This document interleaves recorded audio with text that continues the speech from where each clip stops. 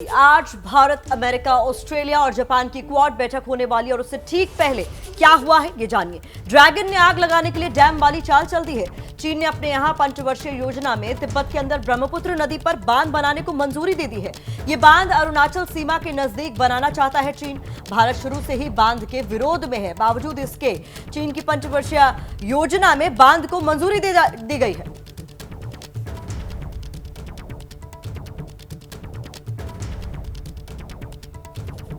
तो देखिए, इस वक्त की बड़ी खबर हम आपको बता रहे हैं। क्वाड की बैठक से पहले चीन ने एक और चाल चल दी है। जिस बांध के विरोध में शुरू से ही है भारत, उसको अपनी पंचवर्षीय योजना में चीन ने मंजूरी दे दी है।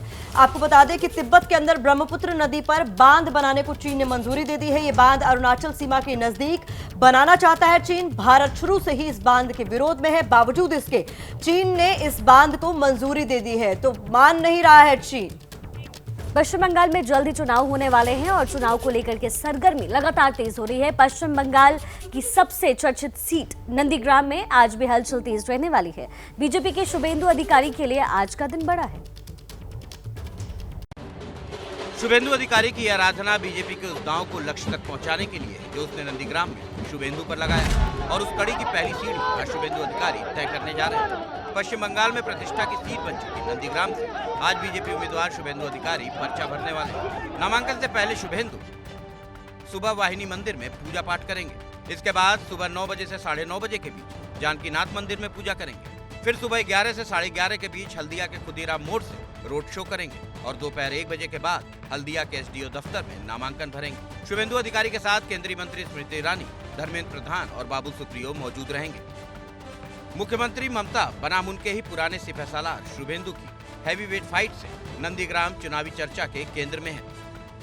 पिछले 2 दिनों में नंदीग्राम ममता के नामांकन, पूजा पाठ से लेकर उनके जख्मी होने तक का गवाह बन चुका है। शुभेंदु अधिकारी भी नंदीग्राम में पसीना बहा रहे हैं। बीते 2 दिनों में नंदीग्राम में जो कुछ भी हुआ उसने चुनाव की सरगर्मी और बढ़ा दी। जानकारी के मुताबिक टीएमसी सूत्रों के हवाले से खबर आ रही है कि ममता बनर्जी का शनिवार और रविवार का प्रचार का कार्यक्रम रद्द हो गया है। हमने आपको ये जानकारी दी थी कि ममता बनर्जी चोटिल हो गई थी, जिसके बाद ये कहा जा रहा था। इसके बावजूद ममता बनर्जी शनिवार से एक बार फिर से मैदान में एंट्री करने वाली है। हालांकि अभी पार्टी ने कार्यक्रम रद्द होने की जानकारी नहीं दी है, लेकिन खबर ये मिल रही है कि शनिवार और रविवार का जिला स्तर का जो उनका कार्यक्रम है, उस कार्यक्रम को फिलहाल रद्द कर दिया गया है। कोई खास वजह इसके पीछे नहीं बताई गई है, लेकिन माना यह जा रहा है क्योंकि ममता बनर्जी को गंभीर चोटें आई हैं, हो सकता है उन्हें कुछ वक्त तक और आराम करने की सलाह दी गई हो। कोरोना वायरस ने एक बार फिर से तब वार किया है जब जनता कोरोना को जाता हुआ समझ रही थी। कोरोना के बढ़ते मामले ने देश की चिंता और बढ़ा दी। 11 मार्च 2020 यही वो तारीख थी जब WHO ने कोरोना को वैश्विक महामारी माना था। साल भर बाद लोगों की लापरवाही कहें या लॉकडाउन में छूट, कोरोना ने एक बार फिर देश को चिंता में डाल दिया है। उत्तर से दक्षिण तक कोरोना के मामलों में तेजी तनाव पैदा करने वाली है। 24 घंटे में देश में कोरोना के 22,854 नए मामले सामने आए, जिसमें से 85% महाराष्ट्र, दिल्ली, पंजाब, हरियाणा, मध्य प्रदेश, गुजरात, कर्नाटक और तमिलनाडु में दर्ज किए गए।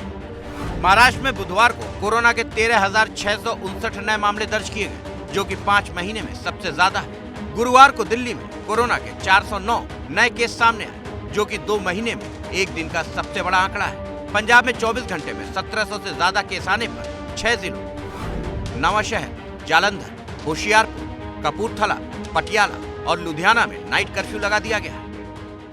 Be careful, be watchful.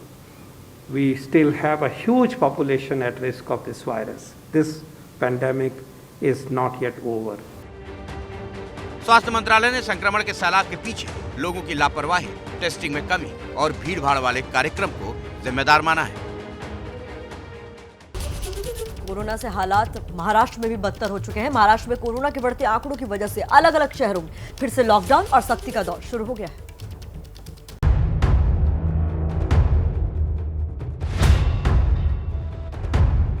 चंद दुकानें, सुनसान बाजार और खाली सड़कें।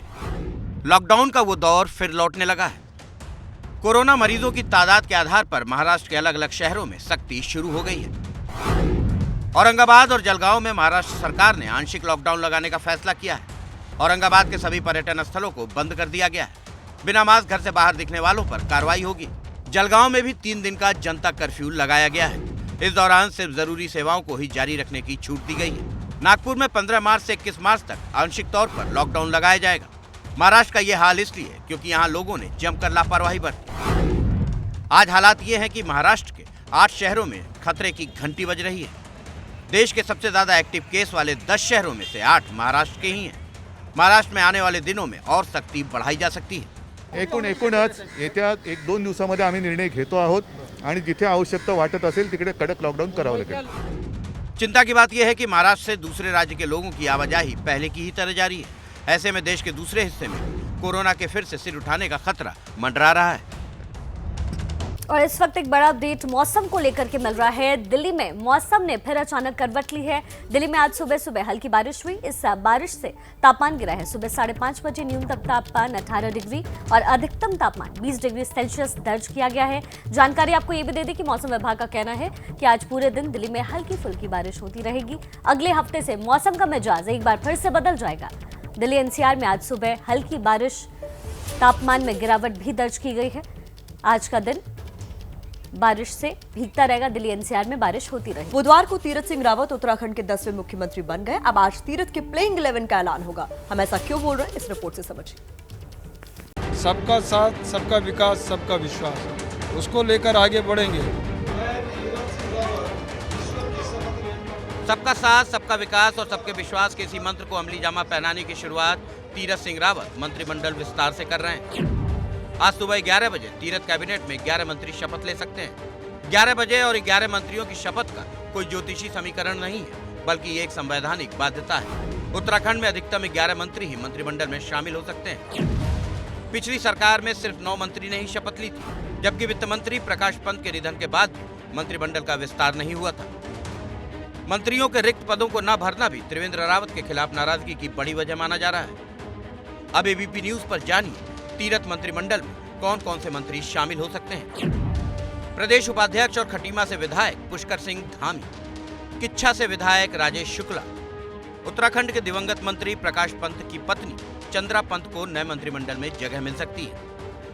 ये तो हुए नए चेहरे, लेकिन माना जा रहा है कि नए मंत्रिमंडल में कुछ सीनियर मंत्रियों को भी बनाए रखा जाएगा। और अब बात कर लेते हैं किसान आंदोलन की। 3 कृषि कानूनों का विरोध कर रहे किसानों ने हरियाणा में कहां लगाया जाम और क्या है किसान नेताओं का चुनाव को लेकर पॉलिटिकल प्लान, देखिए। हरियाणा विधानसभा में मनोहर लाल खट्टर 55 विधायकों के समर्थन के साथ सरकार बचाने में कामयाब रहे। विधानसभा में भले ही सरकार बच गई, लेकिन सड़क पर सरकार के खिलाफ आंदोलनकारी किसानों का विरोध जारी है। हरियाणा के जींद में किसान सड़क पर उतर और जींद हिसार हाईवे पर जाम लगा दिया। ये गुस्सा, ये नारेबाजी उन विधायकों के खिलाफ जिन्होंने हरियाणा विधानसभा में सरकार का समर्थन किया।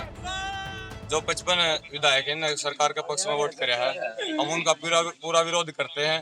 अगर इनमें से नौगामा आपने रोड जाम किया, जिंदासी रोड, अगर उनमें से कोई विधायक हमारे गांव में आता तो उसकी खुद की जिम्मेवारी होगी। अगर कोई नुकसान हुआ, प्रशासन और वो खुद उनकी जिम्मेवारी होगी। एक तरफ जींद में किसान सरकार के खिलाफ रोड जाम करके विरोध जता रहे हैं, तो दूसरी तरफ बड़े किसान नेता चंडीगढ़ में बीजेपी के खिलाफ राजनीतिक बयानबाजी करने में जुटे हैं। भी ਜਿਹਨੂੰ ਮਰਜ਼ੀ ਵੋਟ ਦਿਓ, ਸਿਰਫ ਬੀਜੇਪੀ ਨੂੰ ਸਜ਼ਾ ਦਿਓ, ਉਹਨੂੰ ਵੋਟ ਨਹੀਂ ਦੇਣੀ। ਅਸੀਂ ਕਿਸੇ ਇੱਕ ਪਾਰਟਿਕੂਲਰ ਪਾਰਟੀ ਜਾਂ ਕਿਸੇ ਪਾਰਟਿਕੂਲਰ ਕੈਂਡੀਡੇਟ ਦੀ ਹਮਾਇਤ ਨਹੀਂ ਕਰਾਂਗੇ। ਅਸੀਂ ਸਿਰਫ ਇਹ ਬੇਨਤੀ ਕਰਨ ਜਾਵਾਂਗੇ ਵੀ ਬੀਜੇਪੀ ਨੂੰ ਵੋਟ ਨਾ ਦਿੱਤੀ ਜਾਏ। आंदोलन की अगुवाई कर रहे किसान नेताओं की निगाहें 5 राज्यों में होने वाले चुनाव पर है। किसान नेता इन राज्यों में बीजेपी की हार को अपनी जीत मानेंगे और इसलिए इन राज्यों, खासकर बंगाल में किसान नेताओं ने बीजेपी के खिलाफ बड़ा प्लान भी बनाया है। 13 तारीख को जाएंगे कोलकाता। हाँ, लड़ाई होगी, बड़ी लड़ाई कलकत्ते में होगी। बुलेटिन की शुरुआत पश्चिम बंगाल की खबर के साथ, जहां की सबसे चर्चित सीट नंदीग्राम में आज भी हलचल तेज रहने वाली है। बीजेपी के शुभेंदु अधिकारी के लिए आज का दिन बड़ा है।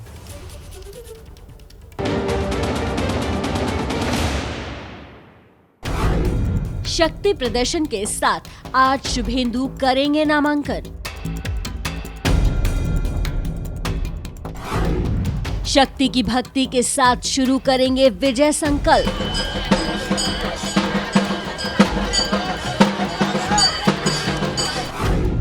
आज बीजेपी के स्टार करेंगे शुभेंदु का प्रचार। नंदीग्रामे ममता बंदोपाध्याय के हाराबो। ভোটে যদি মাননীয়াকে হারাতে না পারি আমি রাজনীতি ছেড়ে দেব, আমি রাজনীতি ছেড়ে দেব, আপনি লিখে রাখুন। जनता के बीच खुले मन से जो प्रण शुभेंदु अधिकारी ने कुछ दिनों पहले लिया था, अब उसकी निर्णायक घड़ी आ गई है और 2 दिनों से जो जुलूस शुभेंदु अपने घर से लेकर नंदीग्राम के घर घर तक जा रहे हैं, वो आज चुनाव आयोग के दफ्तर की दहलीज तक पहुंचेगा, क्योंकि आज शुभेंदु अधिकारी दीदी के खिलाफ अपना नामांकन भरेंगे। कार्यक्रम के मुताबिक दोपहर 1 बजे के करीब शुभेंदु अधिकारी एसडीओ दफ्तर में अपना पर्चा भरेंगे। शुभेंदु हल्दिया के खुदीराम मोड़ से चुनाव आयोग के दफ्तर तक रोड शो निकालेंगे। इस दौरान उनके साथ केंद्रीय मंत्री स्मृति ईरानी, धर्मेंद्र प्रधान, बाबुल सुप्रियो मौजूद रहेंगे।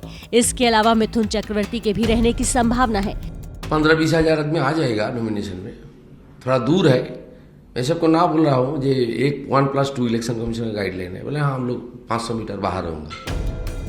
लेकिन नामांकन से पहले ही शुभेंदु ने न सिर्फ अपनी जीत का दावा कर दिया है, बल्कि ये भी बता दिया है कि आने वाले दिनों में नंदीग्राम का सियासी संग्राम पहले से ज्यादा तल्ख होगा।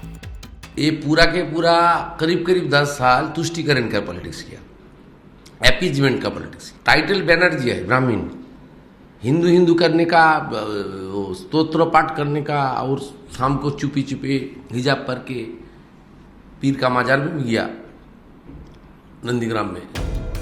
बंगाल की सियासत में जो धर्म नाम की गंगा बहाई जा रही है, उस गंगा जल से आचमन सिर्फ ममता बनर्जी और टीएमसी ही नहीं कर रही, बल्कि शुभेंदु अधिकारी भी उसमें डुबकी लगा रहे हैं, जिसकी एक झलक गुरुवार को नंदीग्राम से आई, जब शुभेंदु अधिकारी सोनाचुरा त्रिलोकेश्वर मंदिर में शिव की पूजा में लीन दिखे।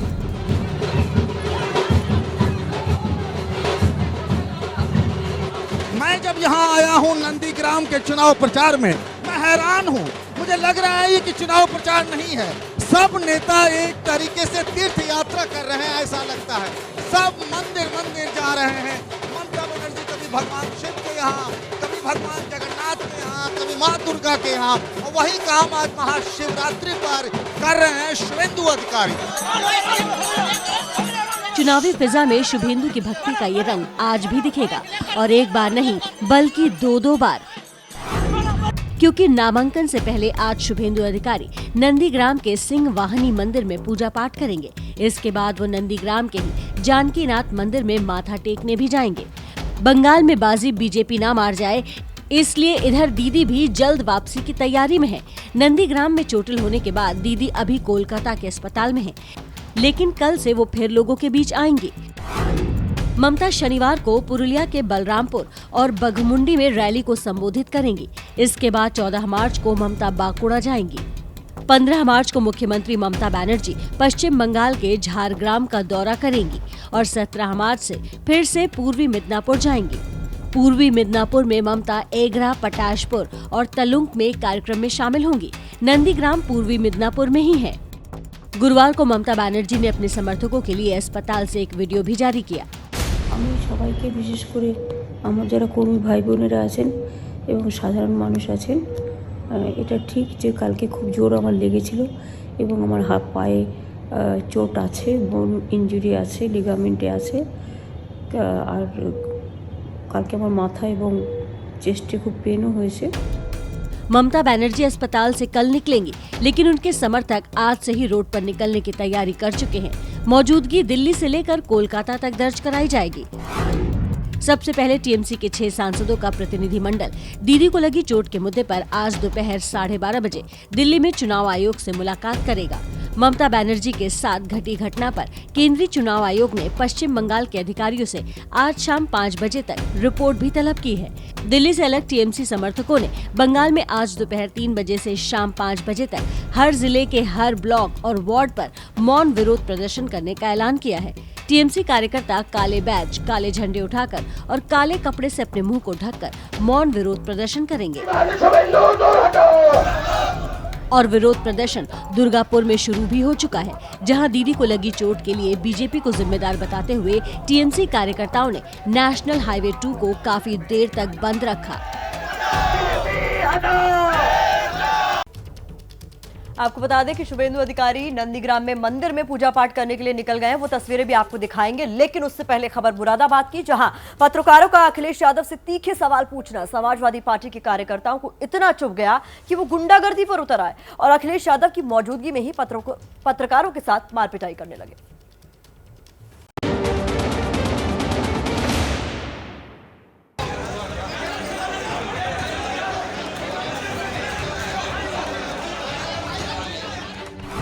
अखिलेश से सवालों पर भड़के समाजवादी पार्टी के कार्यकर्ता।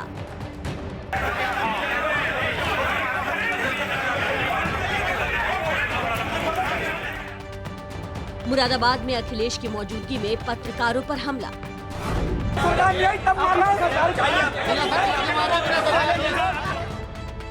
लड़ाई में अखिलेश यादव भी कूदे। गुंडागर्दी की ये तस्वीरें उस आधुनिक समाजवाद की है जहां असहमति पर पहले हाथापाई की जाती है और बाद में सवाल पूछने वालों को भी खामोश करने की कोशिश होती है।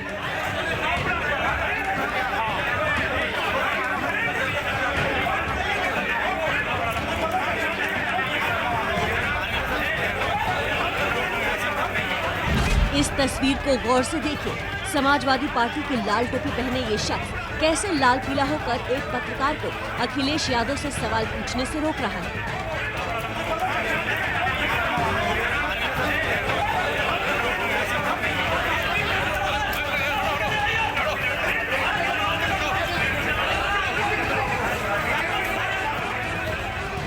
ये हंगामा अखिलेश यादव अपनी नजरों से देख रहे थे, लेकिन कार्यकर्ताओं को समझाने की जगह उनके भी भौं चढ़े हुए थे।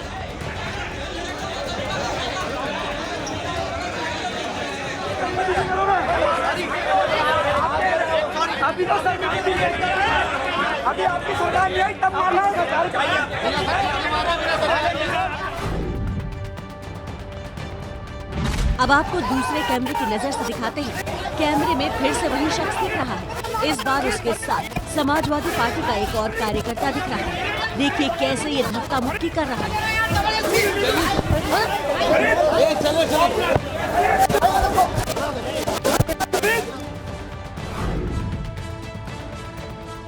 ये सब कुछ चल ही रहा था कि वहां मौजूद एबीपी न्यूज संवाददाता उबैदुर रहमान बीच बचाव करते हैं। एसपी कार्यकर्ताओं को समझाने की कोशिश करते हैं, लेकिन कार्यकर्ता उनके साथ भी बदसलूकी करते हैं।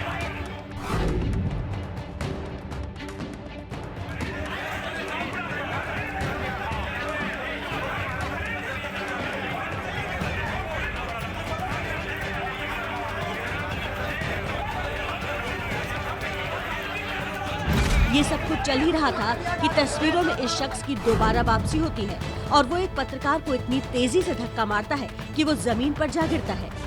बेसुध पड़े पत्रकार को देख उबैदुर रहमान उसे संभालते हैं। थोड़ी देर बाद ही पत्रकार जब उठता है तो इस दौरान ये शख्स फिर से पत्रकारों से बहस शुरू कर देता है।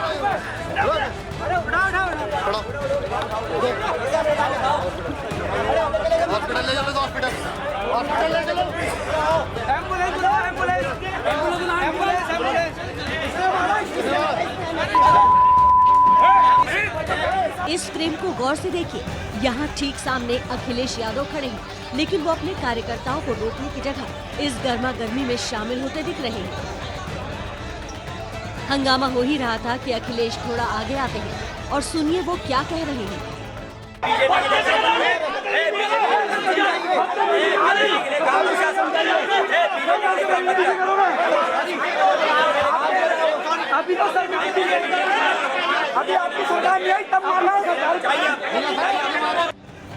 जब मामला बढ़ा तो अखिलेश ने अपने लोगों को रोकने की कोशिश भी की, लेकिन तब तक समाजवाद लाठीवाद के ऐसे उन्माद में पहुंच गया था जहां उसे अपने नेता की आवाज भी नहीं सुनाई दे रही थी।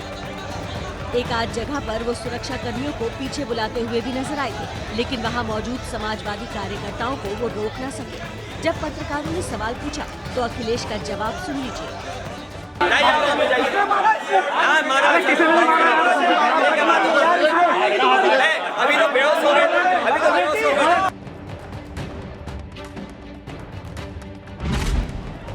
अखिलेश जी तीखे सवालों को पार्टी विशेष का एजेंडा बताकर खारिज कर देने की रणनीति से ही कार्यकर्ता गुंडा में तब्दील हो जाते हैं। कम से कम आपके जैसे अनुभवी नेता से तो इसकी उम्मीद बिल्कुल नहीं थी। नेता होने के नाते आपका फर्ज बनता था कि आप अपने लोगों को रोकें, लेकिन आप बीजेपी पर हमला करने में इतने व्यस्त थे कि कार्यकर्ता ही हमलावर हो गए।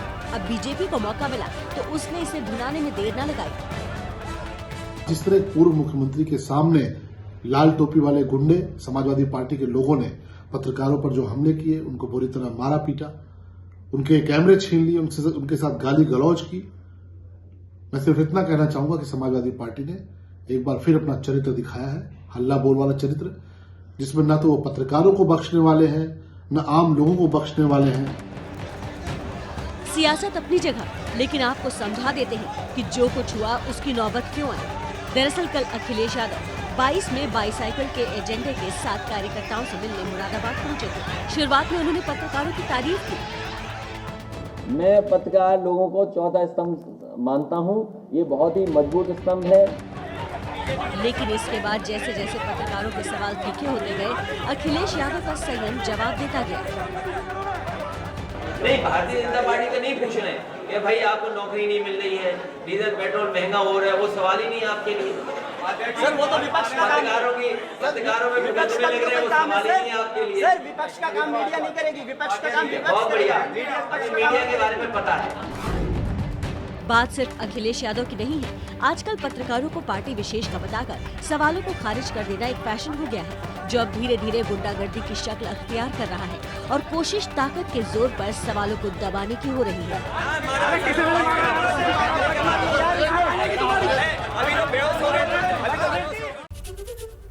और कल मुरादाबाद में जो कुछ हुआ उसके बारे में उसकी आंखों देखी जाने के लिए हम आपको सीधा लेकर के चलते हैं। हमारे संवाददाता उबैदुर रहमान और लखनऊ से संजय त्रिपाठी हमारे साथ मौजूद है।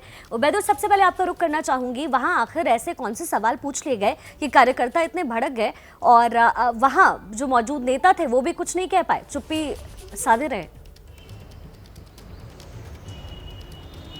शिखा, मैं आपको बता दूं कि एक पूर्व मुख्यमंत्री और एक पार्टी के राष्ट्रीय अध्यक्ष का जो व्यवहार था कल, वो बिल्कुल हैरान करने वाला था। अखिलेश यादव ने जिस तरह का बर्ताव किया और खुद अपने सामने अपने कार्यकर्ताओं को, अपने निजी सुरक्षा गार्डों को छूट दी कि पत्रकारों को पीटें, और जब पत्रकारों ने शिकायत की तो खुद अखिलेश यादव, आपने सुना कैमरे पर, कह रहे हैं कि हाँ पीटा।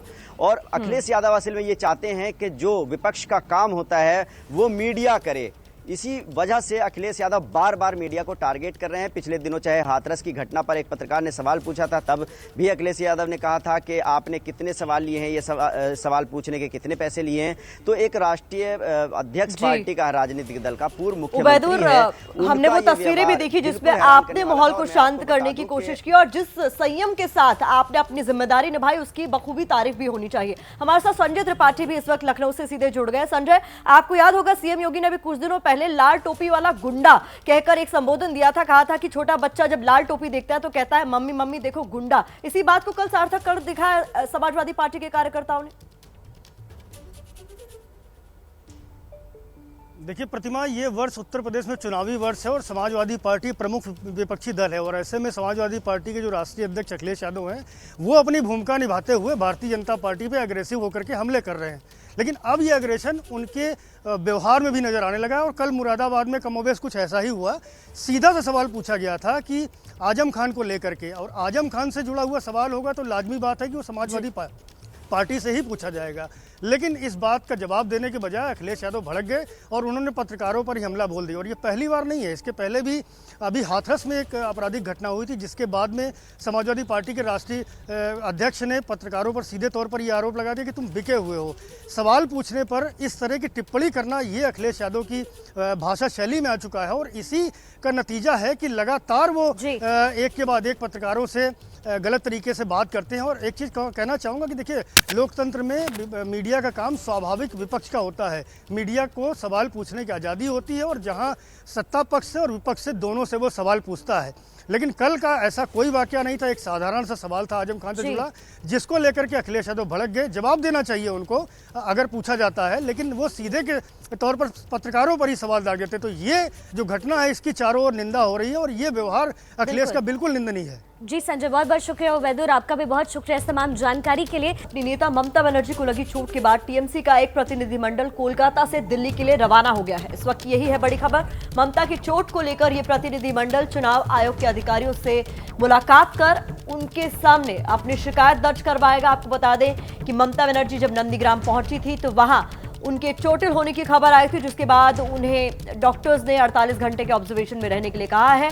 बाद में खबर ये आई थी कि शनिवार को वो मैदान में उतर जाएंगे चुनाव प्रचार के लिए, जिसे एक बार फिर से रद्द करने की बात कही गई। तो जी हाँ, बंगाल में सियासी हलचल तेज है। पश्चिम बंगाल की बात करते हैं। शुरुआत में बंगाल की हॉट सीट नंदीग्राम से पर्चा दाखिल करने से पहले पूजा पाठ करने के लिए शुभेंदु अधिकारी मंदिर जा रहे हैं। शुभेंदु अपने घर से फिलहाल निकल चुके हैं। आज नामांकन दाखिल करने वाले और नामांकन से पहले पूजा पाठ करने के लिए घर से निकले शुभेंदु अधिकारी आज नंदीग्राम से नामांकन दाखिल करेंगे। शुभेंदु, बंगाल की सियासत से जुड़ी बड़ी खबर। नंदीग्राम में शुभेंदु का ममता बनर्जी से मुकाबला होने वाला है और जाहिर है इस वजह से पूजा पाठ के लिए पर्चा भरने से पहले निकले शुभेंदु। शुभेंदु अधिकारी की आराधना बीजेपी के उस दांव को लक्ष्य तक पहुंचाने के लिए जो उसने नंदीग्राम में शुभेंदु पर लगाया और उस कड़ी की पहली सीढ़ी आज शुभेंदु अधिकारी तय करने जा रहे हैं। पश्चिम बंगाल में प्रतिष्ठा की सीट बन चुकी नंदीग्राम से आज बीजेपी उम्मीदवार शुभेंदु अधिकारी पर्चा भरने वाले हैं। नामांकन से पहले शुभेंदु सुबह वाहिनी मंदिर में पूजा पाठ करेंगे। इसके बाद सुबह 9 बजे से 9:30 बजे के बीच जानकीनाथ मंदिर में पूजा करेंगे। फिर सुबह 11 से 11:30 के बीच हल्दिया के खुदीराम मोड़ से रोड शो करेंगे और दोपहर 1 बजे के बाद हल्दिया के एसडीओ दफ्तर में नामांकन भरेंगे। शुभेंदु अधिकारी के साथ केंद्रीय मंत्री स्मृति ईरानी, धर्मेंद्र प्रधान और बाबुल सुप्रियो मौजूद रहेंगे। मुख्यमंत्री ममता बनाम उनके ही पुराने सिपहसालार शुभेंदु की हैवीवेट फाइट से नंदीग्राम चुनावी चर्चा के केंद्र में है। पिछले 2 दिनों में नंदीग्राम ममता के नामांकन, पूजा पाठ से लेकर उनके जख्मी होने तक का गवाह बन चुका है। शुभेंदु अधिकारी भी नंदीग्राम में पसीना बहा रहे हैं। बीते 2 दिनों में नंदीग्राम में जो कुछ भी हुआ उसने चुनाव की सरगर्मी और बढ़ा दी। पश्चिम बंगाल का ही अगला अपडेट आपको दे देते हैं। ममता बनर्जी पर हुए हमले को लेकर चुनाव आयोग ने शाम तक रिपोर्ट मांगी है। चोट के बावजूद ममता के शनिवार से प्रचार करने की खबर थी, लेकिन टीएमसी सूत्रों का दावा है कि यह प्रचार अब रद्द हो गया है।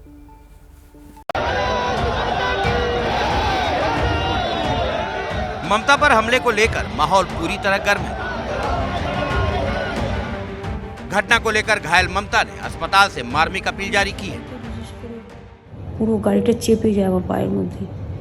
এই অবস্থায় আমার কাছে যা ওষুধ টষুধ ছিল সেগুলো খেয়ে সঙ্গে সঙ্গে আমরা কলকাতার দিকে রওনা হই।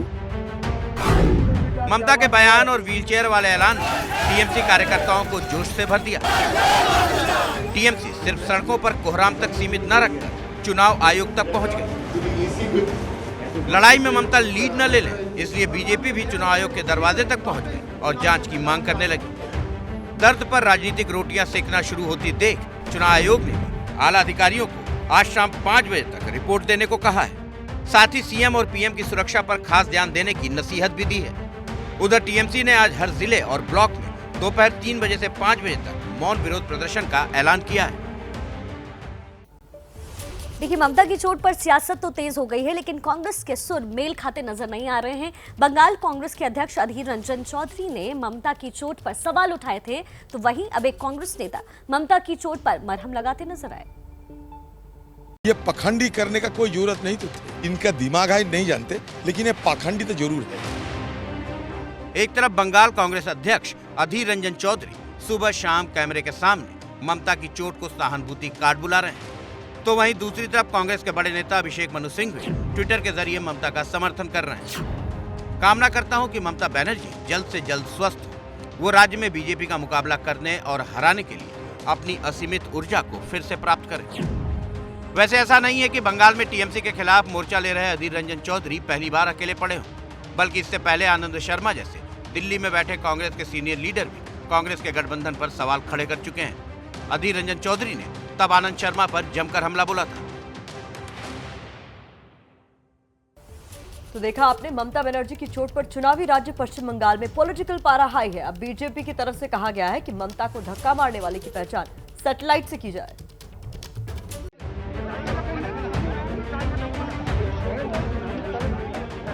ममता का दर्द कहीं बीजेपी के लिए सिरदर्द न बन जाए, यही बंगाल की सियासत में चर्चा का विषय बना हुआ है। दोनों तरफ से बयानबाजियां हो रही हैं। अब बंगाल बीजेपी के बड़े नेता और सांसद अर्जुन सिंह ने जो कहा वो सुनिए। उनकी सिक्योरिटी व्यवस्था में करीब 4,304 पुलिस वाले थे, तब भी कैसे किसने हमला किया। सैटेलाइट से देखा जाए कि ममता बनर्जी को किसने धक्का मारा। सैटेलाइट के कैमरा तो सारे देश के चप्पे चप्पे पर घूम रहे हैं। अर्जुन सिंह 4 बार टीएमसी से विधायक रहे हैं। इस वक्त बैरकपुर से बीजेपी सांसद हैं, लेकिन सैटेलाइट जैसा बयान बताता है कि ममता की चोट से उनके चुनावी रणनीति के घायल होने का खतरा पैदा हो गया। अर्जुन सिंह जैसे सीनियर लीडर के इस बयान पर टीएमसी की तरफ से भी जल्द पलटवार होगा, ये तय है। महाराष्ट्र लोक सेवा आयोग की परीक्षा की नई तारीख का ऐलान आज किया जाएगा। कोरोना की वजह से परीक्षा टालने का छात्र पुरजोर विरोध कर रहे थे।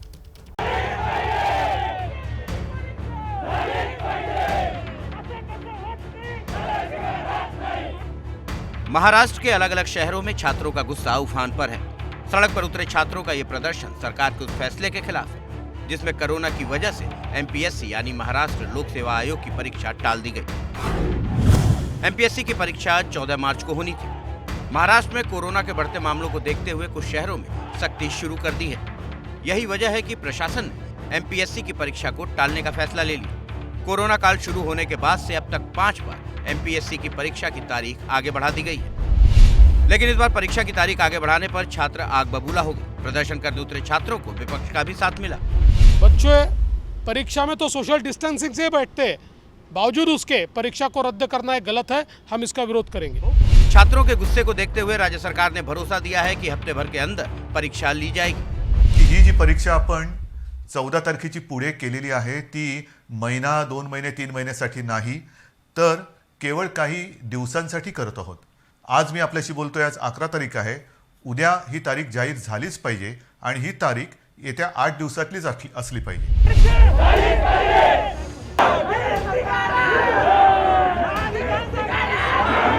महाराष्ट्र में कोरोना के मामले लगातार बढ़ रहे हैं। ऐसे में सवाल विपक्ष पर भी है कि छात्रों की नाराजगी पर सियासत क्यों हो रही है।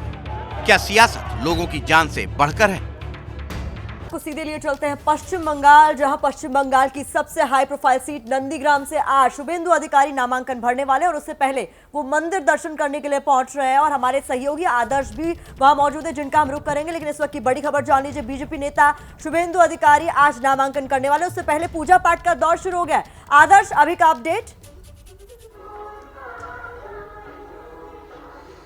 देखिए प्रतिमा, यहाँ पर पूजा पाठ का दौर शुरू हो गया है और लोग जो हैं वो आने भी शुरू हो गए हैं। ये आप तैयारियां देख सकते हैं कि शुभेंदु अधिकारी कुछ ही सेकंड में यहाँ पर पहुंच चुके हैं, कभी भी किसी भी वक्त यहाँ पर पहुंच सकते हैं। और ऐसे में इससे ठीक पहले जो पंडित हैं यहाँ पे वो पूजा पाठ के लिए तैयारी शुरू कर चुके हैं। और अगर आप अंदर की तस्वीरें देखेंगे तो पंडित लगातार जो यहाँ की मूर्ति है सिंह वाहिनी मंदिर की, उसे सजा रहे हैं, साफ कर रहे हैं। और अगर आपको मैं दूसरे तरफ की तस्वीर दिखाऊं तो देख सकते हैं कि जो कार्यकर्ता हैं शुभेंदु अधिकारी के, बीजेपी के, वो यहाँ पर आना शुरू हो गए हैं। और ना सिर्फ कार्यकर्ता बल्कि जो ग्रामीण हैं वो भी यहाँ पर आना शुरू हो गए हैं। तस्वीरों में आप देख सकते हैं कि ये वो जगह है जहाँ पर शुभेंदु अधिकारी आदर्श, मैं ये भी जानना चाहूंगी, दर्शकों में भी क्यूरियोसिटी होगी कि कल परसों जो नंदीग्राम में हुआ, ममता बनर्जी जिस तरीके से चोटिल हुई, टीएमसी के कार्यकर्ताओं ने नंदीग्राम में भी भारी विरोध प्रदर्शन किया था, तो क्या इसको लेकर सिक्योरिटी बढ़ा दी गई है वहां पर?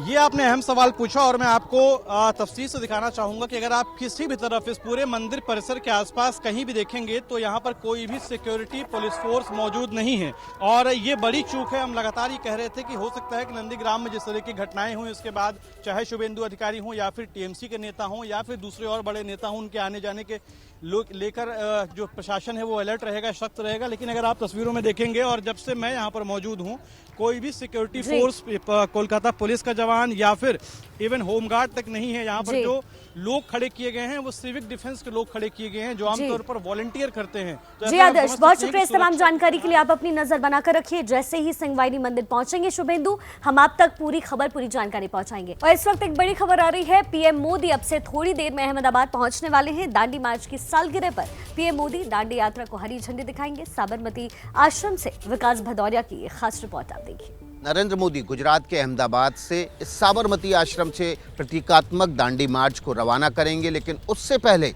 वे साबरमती के आधुनिकीकरण या यूं कहें कि नव स्वरूप प्रदान करने की योजना का भी शुभारंभ करेंगे। आपको बता दें, महात्मा गांधी ने 1917 में इस साबरमती आश्रम की स्थापना की थी।